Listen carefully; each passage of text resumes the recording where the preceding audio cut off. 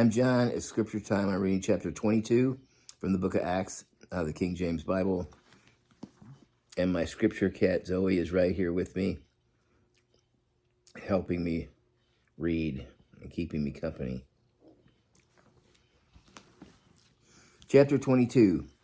Men, brethren, and fathers, hear ye my defense, which I make now unto you. And when they heard that he spoke in the Hebrew tongue to them, they kept the more silent, and he says, I am verily a man which am a Jew, born in Tarshish, a city of Cilicia,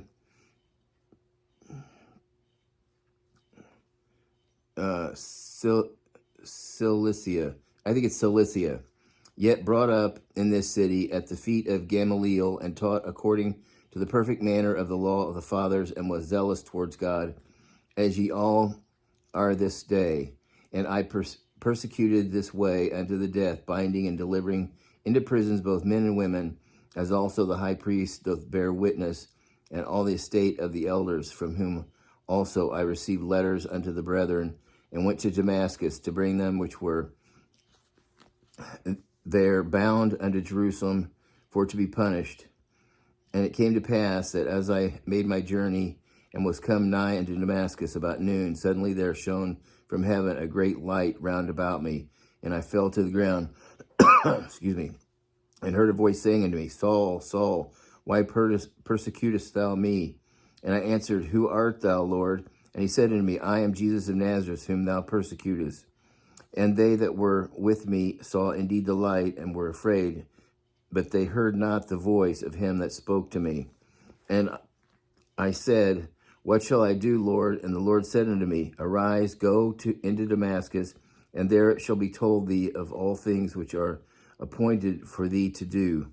And when I could not see for the glory of that light, being led by the hand of them that were with me, I came into Damascus, and one Ananias, a devout man according to the law, having good report of all the Jews which dwelt there, came unto me and stood and said unto me, Brother Saul, receive thy sight. In the same hour I looked up upon him, and he said, The God of our fathers hath chosen thee, that thou shouldest know his will, and see that just one, and should hear the voice of his mouth. For thou shalt be his witness unto all men of what thou hast seen and heard. And now, why tarriest thou? Arise and be baptized, and wash away thy sins, calling on the name of the Lord. And it came to pass that when I was come again to Jerusalem, even while I prayed in the temple, I was in a trance, and saw him saying unto me, Make haste, get thee quickly out of Jerusalem, for they will not receive thy testimony concerning me. And I said, Lord, they know that I imprisoned and beat in every synagogue them that believed on thee. And when the blood of thy martyr Stephen was shed, I also was standing by, and consented unto his death, and kept the raiment of them that slew him. And he said unto me, Depart, for I will send thee far hence unto the Gentiles.